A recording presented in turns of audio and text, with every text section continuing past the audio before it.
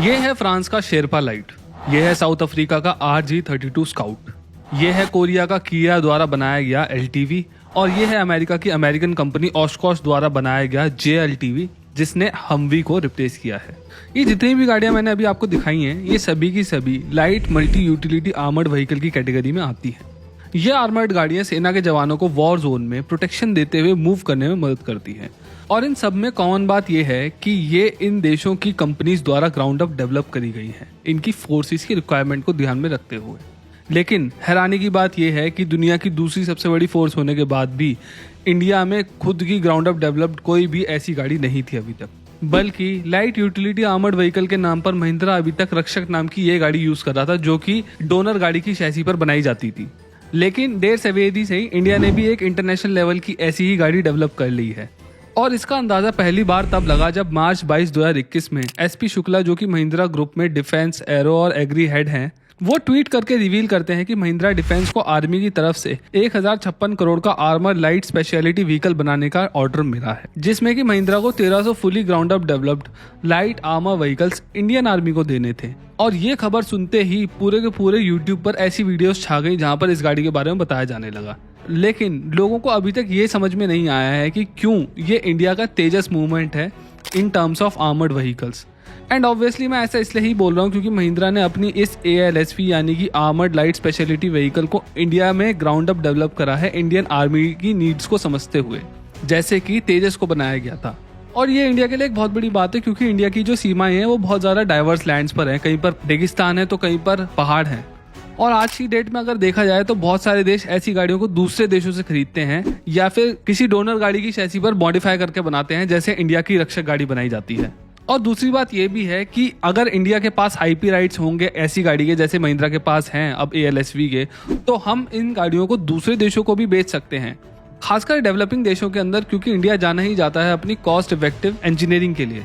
और इसीलिए आज हम इस वीडियो में जानेंगे कि आखिर ये गाड़ी है क्या, ये किस काम के लिए बनाई गई है, ये बाहर मिलने वाली किन गाड़ियों से कम्पीट करती है और सेना के लिए ये कितनी ज्यादा कारगर होने वाली है।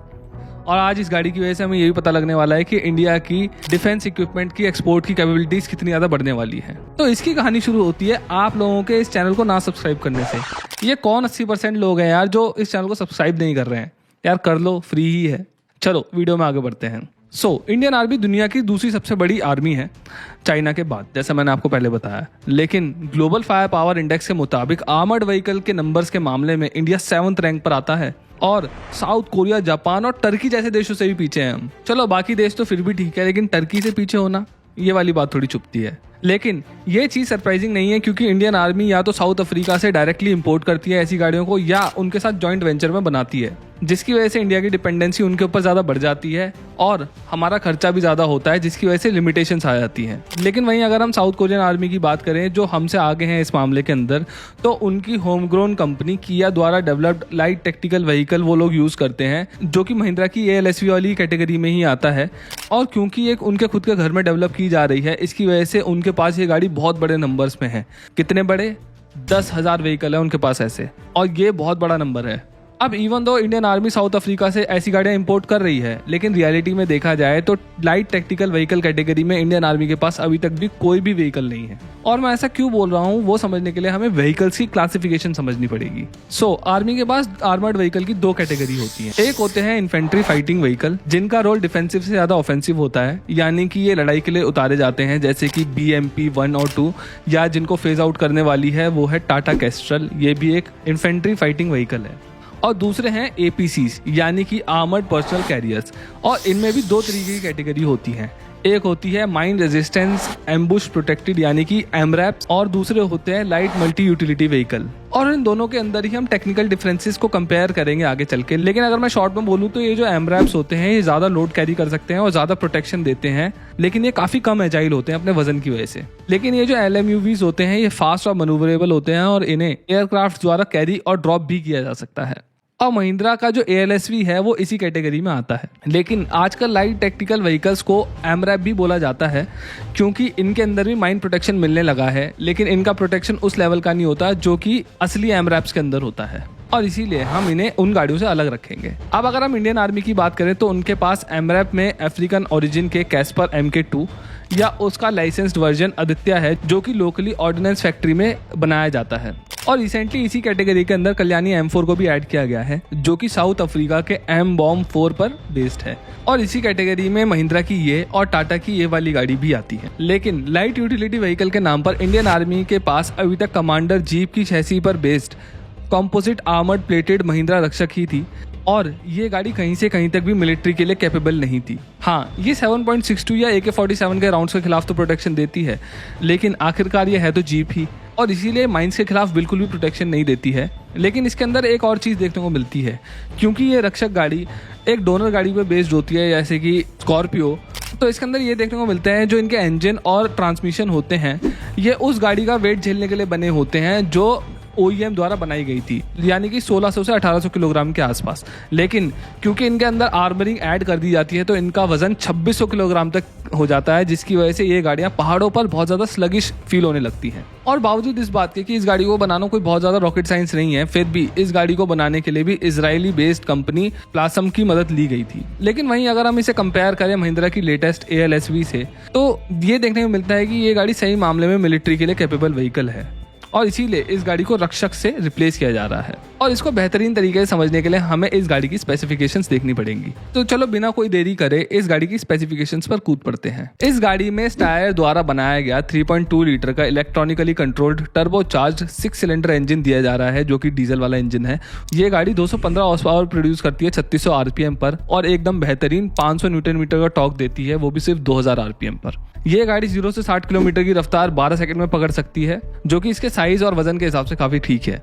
और ये गाड़ी 1000 किलोग्राम के पेलोड के साथ 6 से 8 लोगों को भी ले जा सकती है। ये 4 व्हील ड्राइव है, 4 to 6 स्पीड ऑटोमेटिक ट्रांसमिशन के साथ आती है, और फ्रंट एंड बैक में इसमें डबल विशवोन इंडिपेंडेंट सस्पेंशन दिया गया है, और साथ ही फ्रंट और रेयर के अंदर डिफरेंशियल लॉक्स भी हैं, और इसी वजह से ये काफी ज्यादा ऑफ रोड कैपेबल बन जाती है। लेकिन यहाँ पर हम एक आर्मी की गाड़ी की बात कर रहे हैं, और सिर्फ ऑफ रोड कैपेबिलिटीज बताने से यहाँ काम नहीं चलेगा। तो चलो यहाँ पर आर्मी वाली स्पेसिफिकेशन की बात भी कर लेते हैं, और इस चीज को शुरू करते हैं हम आर्मरिंग से।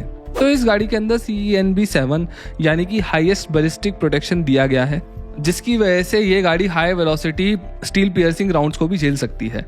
और इसके अंदर नाटो के स्टैंडिंग 4, 5, 6, 7 स्टैंडर्ड्स मिलते हैं, जो कि ये बताते हैं कि एक पर्टिकुलर गाड़ी कितने किलो के माइन से प्रोटेक्शन दे सकती है। और ALSV में देखने में मिलता है कि इसके अंदर स्टैंडिंग लेवल 2 आता है, यानी कि ये 6 किलोग्राम तक के एक्सप्लोसिव को झेल सकती है, और 80 मीटर दूर से 155 mm के मोर्टार के शेल को भी झेल सकती है। और इसके फ्रंट और रेयर में स्टैंडिंग 1 लेवल की प्रोटेक्शन मिलती है, जो कि 2 लेवल तक अपग्रेड करी जा सकती है। और इसके साथ ही साथ इसके अंदर 400 किलोग्राम तक का बैटल लोड लिया जा सकता है।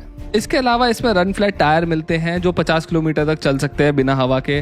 टायर इन्फ्लेशन सिस्टम मिलता है, जिसकी वजह से आप गाड़ी के अंदर बैठे बैठे ही इसकी हवा भर सकते हैं। इसमें गन हैच दिया गया है, और एडिशनली इसमें grenade launcher, medium machine gun और सर्वेलेंस इक्विपमेंट जैसी चीजों को माउंट करने के लिए जगह दी गई है। इसके अलावा इसमें service GPS, technical command and control with mapping, high and very high ultrasound frequency radio भी दिए गए हैं। अब हम इसकी स्पेसिफिकेशन समझ गए हैं, और इससे हमें ये समझ में आ गया है कि ये काफी ज्यादा कैपेबल गाड़ी है। लेकिन ये स्पेसिफिकली इंडियन आर्मी के लिए कैसे बेस्ट फिट है, वो समझने के लिए हमें कुछ और भी गाड़ियों को देखना पड़ेगा जो इस कैटेगरी में आती हैं।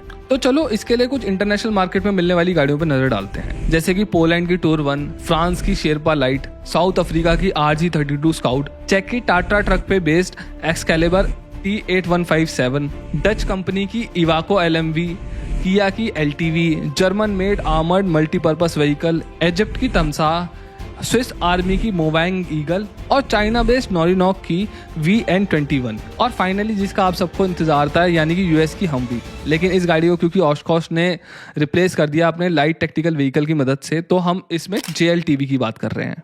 अब इन सभी गाड़ियों को देखने और इनकी स्पेसिफिकेशन पढ़ने के बाद मुझे ये समझ में आया कि ये गाड़ियाँ काफ़ी ज़्यादा भारी हैं। एंड इवन तो ये गाड़ियाँ लाइट कैटेगरी में आती हैं, फिर भी इनमें से किसी भी गाड़ी का वजन 4.5 टन से कम नहीं है। और देखा जाए तो जो ओशकोश की JLTV है वो तो 9 टन की है, और चेक कंपनी की एक्सकैलिबर पेट्रियट 12 टन की है। इसमें से ज्यादातर गाड़ियों में स्टैंडिंग लेवल 2 का प्रोटेक्शन दिया गया है, कुछ के बारे में मुझे पता नहीं लग पाया, और चाइना की गाड़ी में लेवल 1 का प्रोटेक्शन है। और अगर हम इंजन कैपेसिटी के हिसाब से देखें तो मैंने यहाँ पर ये नोटिस किया है कि यहाँ पर कई गाड़ियाँ बहुत ज्यादा भारी हैं उनके इंजन कैपेसिटी के हिसाब से। जैसे कि पोलैंड की टूर 1 4.8 टन की है, लेकिन उसके अंदर सिर्फ 166 हॉर्स पावर मिलती है। और फ्रांस की शेरपा 7.7 टन की है, लेकिन उसके अंदर सिर्फ 215 हॉर्स पावर मिलती है, मतलब वजन के हिसाब से पावर काफ़ी कम है। वहीं अगर हम अपनी ALSV को देखें तो उसके अंदर 216 हॉर्स पावर मिलती है, लेकिन उसका वजन सिर्फ 2.5 टन है। और इसके हल्के वजन और कंपैरेटिवली बेटर पावर से हमें ये समझ में आता है कि ये गाड़ी रेगिस्तान से लेकर पहाड़ों तक दोनों पर ही तेजी से मूव करने के लिए बनाई गई है, क्योंकि इंडिया की सीमा चाइना और पाकिस्तान से मिलती है, जो कि हमारे बड़े दुश्मन देश हैं, और वहाँ पर एक्सट्रीम टेरेन्स हैं। लेकिन हमें यह भी देखने को मिलता है कि कोरिया और ज़्यादातर यूरोपियन कंट्रीज़ के अंदर इस तरीके की टेरेन्स नहीं है। ज़्यादातर वहाँ पर फ्लैट प्लेन है और इसी वजह से उन्होंने अपनी गाड़ियों को काफ़ी ज़्यादा भारी रखा है। खैर, ऐसा नहीं है कि महिंद्रा ने इस गाड़ी को पहली बार में ही परफेक्ट बना लिया है। महिंद्रा ने भी इससे पहले बाहर के देशों की नकल करते हुए आर्मी के लिए एक हमवी जैसी गाड़ी बनाई थी, जिसका नाम एक्स था, या आक्स, आई डोंट नो क्या बोलते हैं उसको। लेकिन इसकी टेस्टिंग चली और इस गाड़ी को इंडक्ट नहीं किया गया, क्योंकि इसको आर्मी द्वारा शायद फेल कर दिया गया था। और इसका बड़ा रीज़न यही हो सकता है क्योंकि ये कैपेबल नहीं थी उतनी जितनी अभी वाली गाड़ी है। खैर, जो भी चीज़ होती है वो अच्छे के लिए ही होती है। आज ना ही सिर्फ इस गाड़ी का ऑर्डर मिला है महिंद्रा को, बल्कि उनके पास इसके फुल IP राइट्स भी हैं, जिसका फ़ायदा ना सिर्फ इसके वेरिएंट्स बनाने में होगा, बल्कि फुल लाइफ साइकिल सपोर्ट भी प्रोवाइड कराने में किया जा सकता है, क्योंकि महिंद्रा डिफेंस सिस्टम ही इसके OEM है।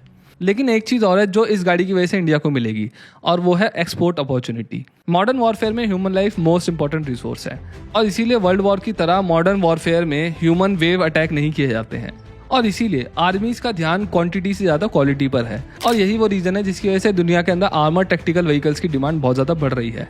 और अगर हम सिर्फ मिडिल ईस्ट और अफ्रीका रीजन की बात करें तो यहाँ पर आर्मर्ड व्हीकल की मार्केट 3.7 बिलियन की है, और ये 2030 तक 5.8 बिलियन तक पहुंच जाएगी। और यहीं पर बेस्ट मौका है महिंद्रा की ALSV को प्लेस करने का। ये गाड़ी हल्की है, फास्ट है, ज़्यादा एजाइल है, किसी भी तरीके की टेरेन पर चल सकती है, और ये गाड़ी इराक जैसी जगहों के लिए तो बहुत ही ज़्यादा अच्छी है, क्योंकि हमें वहाँ ये देखने को मिला था कि हमवी जैसी गाड़ियों ने बहुत ही ज़्यादा ख़राब परफॉर्म करा था जब वहाँ पर उनका युद्ध चल रहा था। अटक जाया करती थी ये गाड़ी वहाँ पर, और ऐसा इसलिए होता था क्योंकि डेजर्ट के लिए एक अल्ट्रा लाइट व्हीकल चाहिए होता है जिसका इंजन ज़्यादा तगड़ा हो, और अगर इसके ऊपर से स्टैनिंग लेवल 2 की प्रोटेक्शन मिल जाए जो कि ALSV में आती ही है, तो सोने पे सुहागा है। और इससे ना सिर्फ महिंद्रा डिफेंस सिस्टम ग्लोबल जाएगा, बल्कि इंडिया भी डिफेंस एक्सपोर्ट में बड़ा बनेगा, क्योंकि अगर साउथ अफ्रीका दुनिया की दूसरी सबसे बड़ी फोर्स को APCs सप्लाई कर सकता है तो इंडिया क्यों नहीं कर सकता। अब अगर आपको ये लगता है कि इस वीडियो से आपके पिछले 10-15 मिनट में कुछ भी वैल्यू ऐड हुई हो तो please consider subscribing this channel. इस वीडियो को लाइक करिए, शेयर करिए, और कमेंट्स में अपने विचार ज़रूर छोड़िए। और हाँ, जाते आते मेरा Instagram हैंडल भी ज़रूर चेकआउट करिए, जिसका डिस्क्रिप्शन में मैंने लिंक दे रखा है। Thank you.